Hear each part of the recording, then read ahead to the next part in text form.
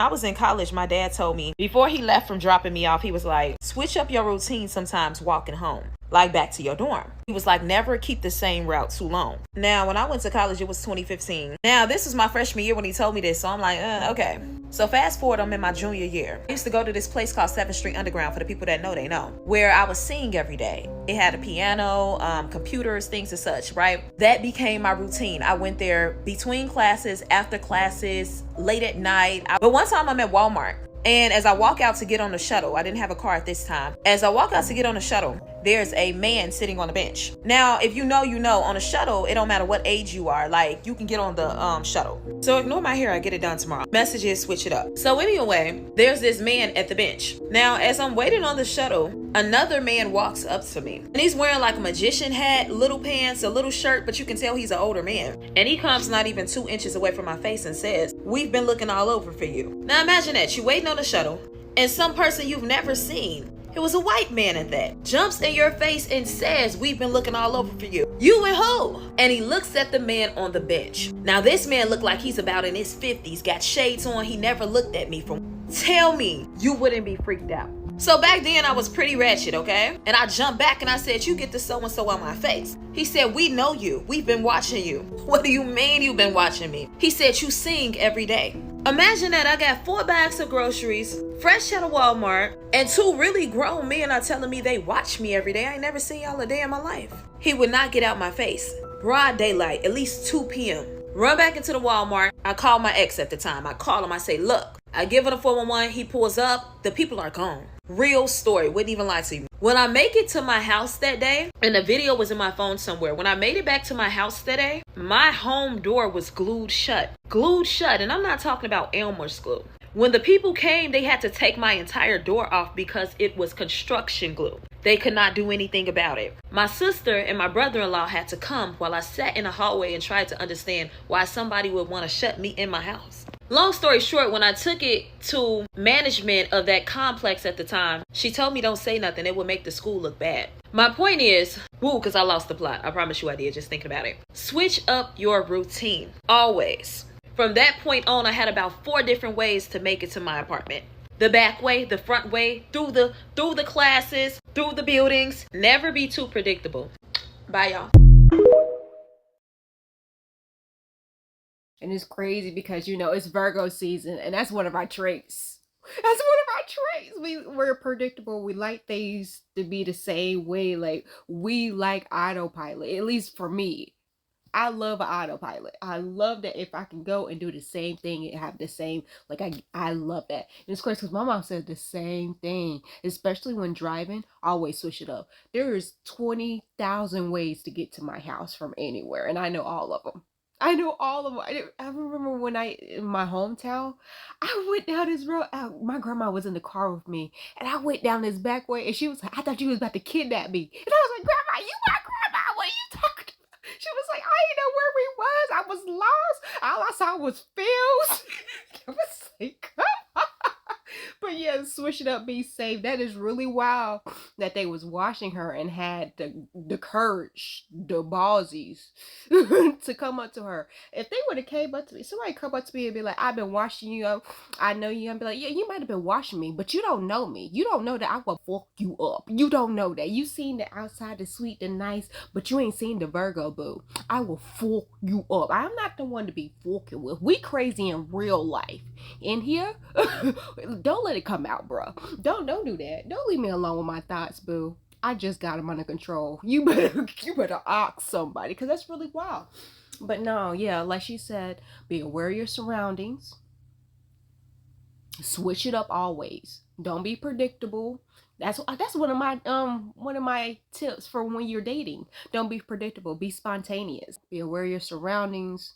Always have a peace. It's really crazy that they came up to her. He came up to her and said that to her. Like, "Yo, we've been watching you," and point out the other guy. Another guy didn't even make contact. It's like, yo, they was crazy. Or you don't even know. You don't even want to imagine. Like when she said the door was glued, like with construction glue, my thoughts went, they were going to follow her to her house. And when she was trying to get into her house, you know, you like that video we saw with the shoes, she trying to get into her house and can't get into the door, like unlock it, but can't get into the door. And then they would like snatch her up or something right then. And then when she said they tried to lock me in, like trap me in, my mind went to, oh, they was gonna light up the house or something, get you trapped in there, smoke it out, like try to do something to you in your house, like to, you know, to keep you stuck in there. Like, girl, no, I ain't never heard of that.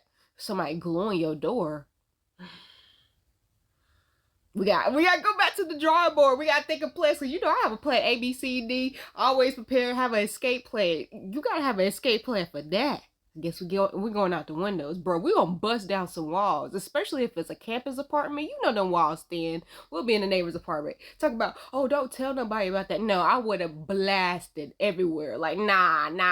They glued the door. Well, I guess it's not really the apartment's fault, but I feel like with campus apartments, they should have very good security. They should have a security guard, cameras everywhere, patrol. Like, it should be top-notch security. Because, like, lawsuit, come on now, these are kids firstly newly on their own, you know what I'm saying? I have another scary story for y'all. This one might scare you whether it's 10 a.m. or 3 a.m. This one was sent to me by one of you guys, and for the sake of keeping her anonymous, we'll call her D. So one night, like 10 years ago, D and her friends decided to get together and catch up. They hadn't seen each other in several years at this point, and they were all on very different life paths. When they were younger, they loved exploring old abandoned houses and buildings out in the woods. So in the group chat, they deemed it was only fitting that they go explore an old abandoned building. They picked one of their old favorite places to go explore. Just to clear up any prejudgment, they weren't under the influence of anything. So this building that they went to has had multiple uses and dates back to the 1800s. It's been a hospital with a morgue, a boarding school for children and adults with disabilities, an asylum for criminally insane people, and a residential home for the elderly. Its history runs deep.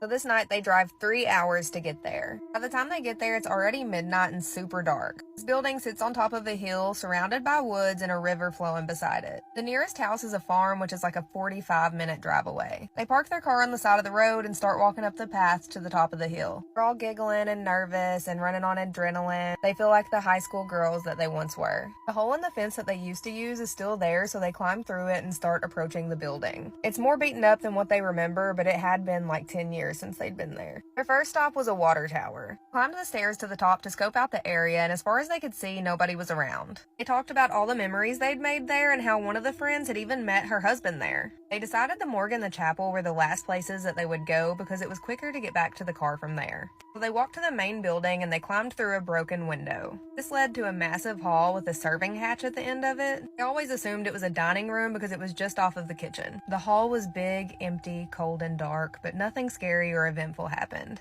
They explored the building, and apart from a few floors that had fallen in, it was exactly how they remembered it. Aside from one room. This room was in a separate building that had smoke damage everywhere. Walls burnt down, windows smashed, melted plastic. They remembered this is the room that one of their friends had stepped on a piece of wood and had a nail go through his foot, snapped while in his foot, and he had to have surgery to remove the nail. One of Dee's friends explained that she had a very sick feeling coming over her. She couldn't explain what it was, but she just didn't feel right. They carried on, and as they approached the part of the building that they remembered having individual rooms, which they always assumed were bedrooms, something just didn't seem right. It wasn't quite the way they remembered. All of the rooms had been burnt with the doors open. All the furniture was still left inside, but was distorted by the fire. As they walked further down the hallway, there was one room with the door closed. It had a thin window on the door, and they tried to open it, but the door was locked. Now, the last time they had been here, none of the doors were locked, and all the rooms had been fire damaged. But as they were looking through the window on this door, the room was made up. It was nice, like as if somebody was sleeping in there. I mean, the bed was made, and everything was perfectly intact.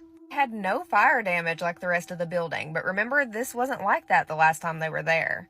Bit of a mental image, this room was 4 floors up. The only access to it was via stairs. Walk on the outside of the door was melted, and the door was heavily damaged by the fire. The room was stood still in time. This place was miles away from anywhere. She didn't think that this is a place that a homeless person would go. They walked around some more. Nothing else eventful happened aside from just being confused about that weird room. That was until they approached the morgue, which was a building smaller than the rest. It only had 1 floor and 1 big stained glass window. As you walk in, there's a little hallway with 2 heavy wooden arch doors that were left slightly open, just enough to squeeze through. When they walked in, the air felt thick. There was a refrigerator with some of the trolleys pulled out, which is like where they kept the bodies. Out of all the buildings in this place, this was the only one that looked like it was cleaned regularly. Unlike the other rooms, this one wasn't smashed up. There wasn't trash lining the floors, and there was only a little bit of graffiti. They looked around, stayed for about 15 minutes, and then they turned to leave. As they did that, they heard what sounded like one of the trolleys moving, and they all froze. None of them knew what to do, and that second, the entire world stood silent. He said none of them were even breathing or moving. She remembers reaching for her friend's hand and looking at her, and she just had the most petrified look on her face. They knew the only way out was the 2 heavy wooden doors, and that only one person could go through at a time. They left as fast as they could through the doors,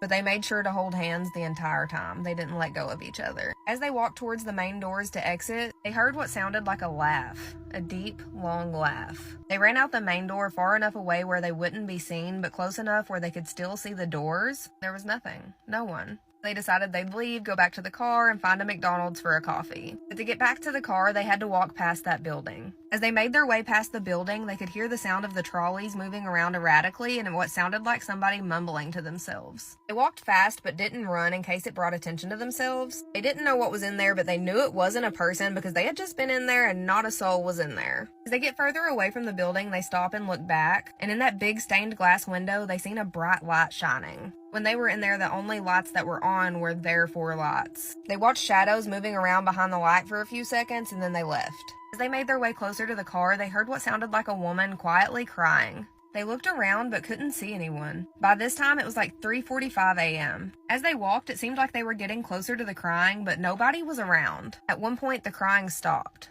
The silence was deafening. No wind, no bugs, no animals, no birds crying, nothing. They got to the gap in the fence knowing that they'd have about a 25-minute walk through the woods till they made it to their car. While they'd done this walk many times before, they had never felt like this. They had explored this place so many times and had never experienced anything, day or night. As they walked through the woods, the world came back to life. The wind, the animals, the insects, and the crying. Only now, the crying sounded like it was moving, and fast, with the sound of rustling. This was a cold winter, so the ground was frozen. The movement sounded like it had slowed to a walking pace, almost parallel. They started walking faster, and the sound of the crying and walking got faster too. They made sure that their phones were 100% charged before they got out of the car. The 0 cell service. They knew they weren't too far from the car whenever all of a sudden all 4 of their phones died, which means all of their lights went out, even though they knew that they had all charged their phones. They continued walking back to the car, but it felt like it took forever. At some point, the crying and rustling stopped. They were so freaked out they couldn't really remember when it stopped. They all kept trying to turn their phones back on, but they weren't coming back on. So they finally made it back to where they had left the car, and the car wasn't there.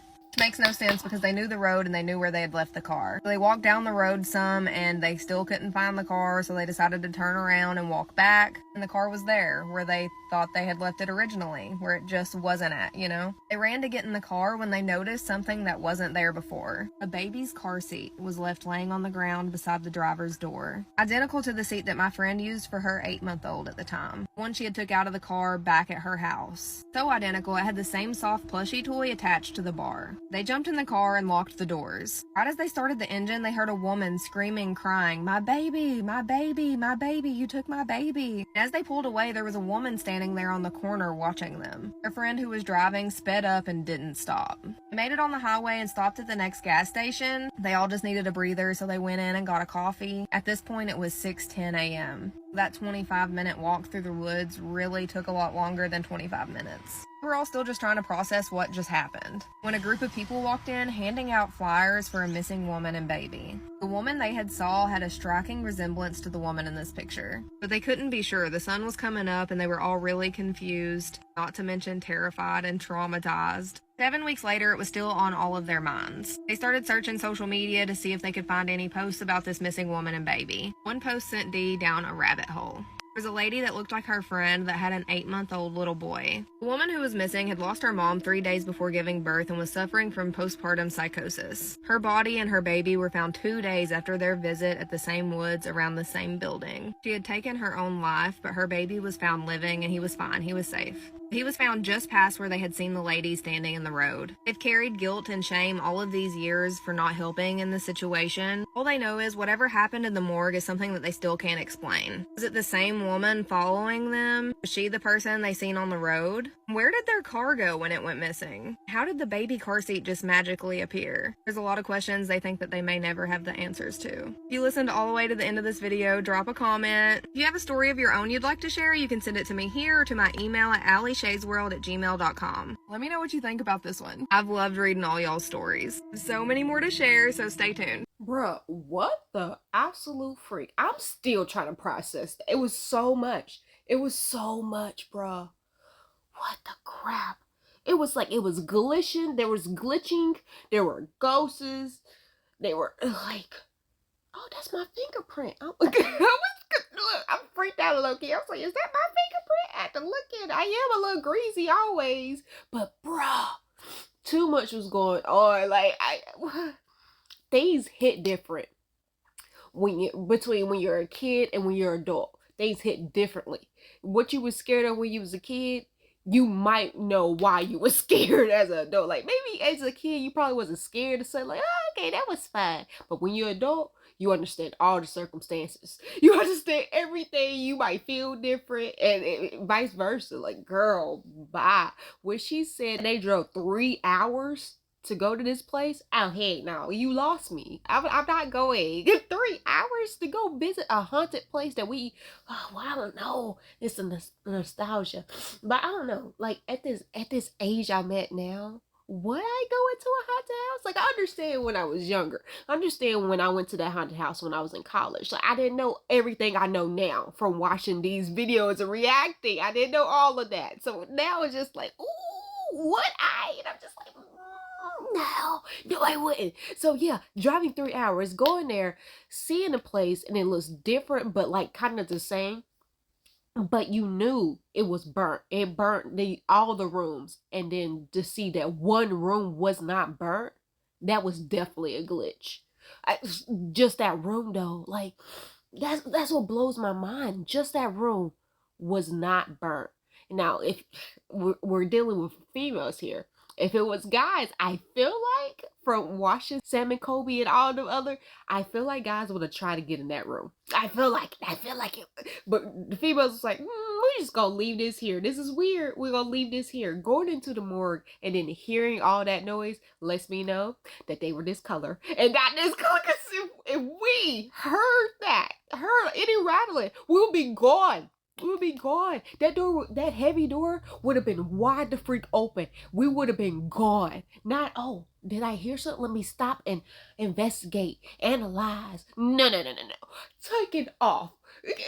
Dust, bruh. Ain't no freaking way. I'ma wait and hear laughing and be looking around like, nah, friend, it's nighttime. That's another thing. They went there and it was 12 a.m. at night, witching hour. Like, bruh, you are wilding the freak out. And then they leave and hear all the noise, hear mumbling. Like, who worked there? Who worked there back then who was going through something? Who was the person in charge of the morgue? Who was that?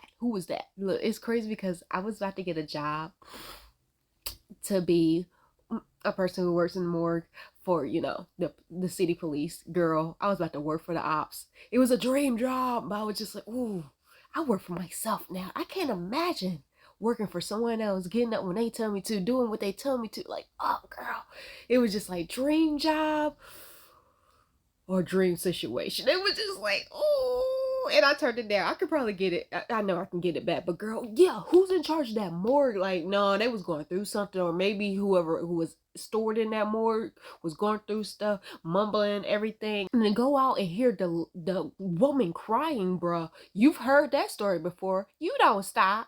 You don't stop at all. You keep going. Seeing the shadows in the window when you look back at the morgue, bruh, it was just so scary. They just sat and watched it. No, no, no. After I ran out the room, after hearing the carts, I would have kept on running. Would have ran all the way to the car. When I realized I didn't see the car, I would have ran the whole 3 hours back.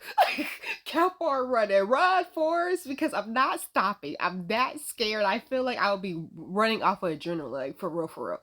So the fact that they did the crying, then the car disappeared, bro. That was another time glitch. I feel like, cause where'd your car go? Where'd your car? Come back and there's a freaking car seat, bro.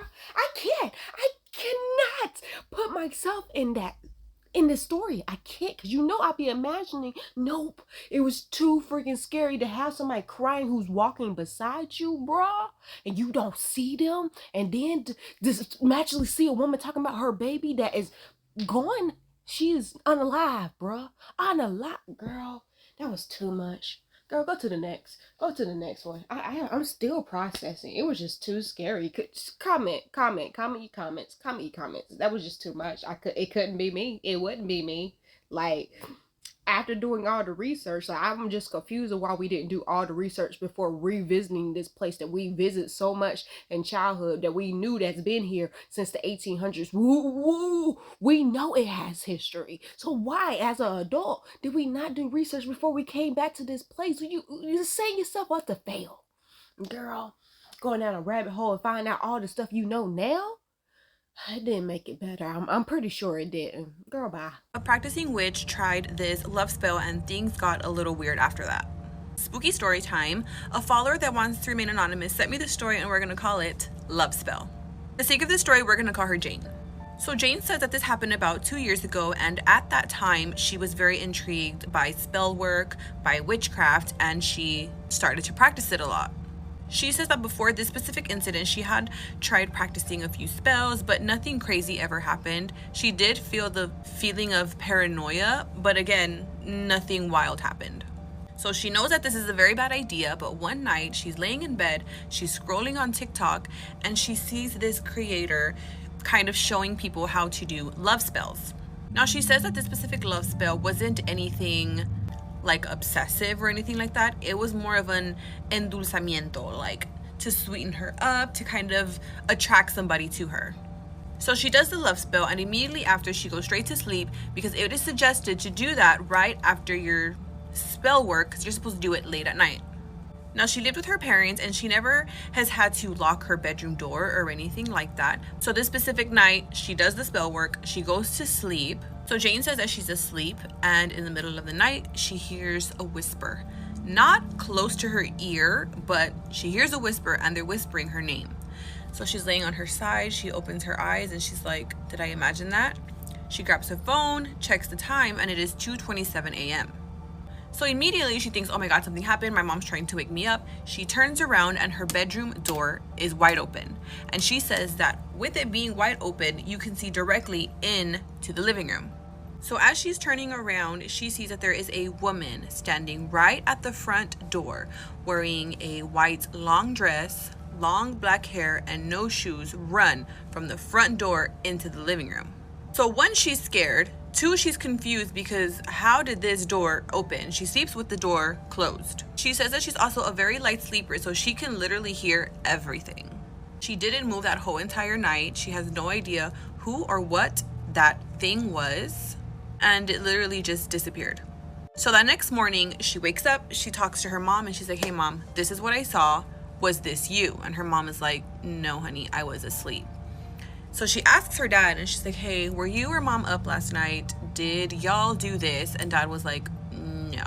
So she's still unsure of what exactly it was that attracted this apparition, this woman, into her space, but she has a feeling that it had to do with this spell work that she's doing. So she says that she stopped doing spell work, she stopped doing witchcraft because this frightened her, and she wants to know if anyone has ever experienced anything like this in practicing spell work and witchcraft. Thank you so much to Jane for sending me the spooky story. As always, if you guys have any other stories you'd like for me to read, please send them via DM or email, and I'd love to read them. And if you guys like all things spooky, all things scary, and all things paranormal, make sure you follow. What do you mean? Did this have anything to do with the spell work and the witchcraft that you was doing? You know, they said there's no dumb questions.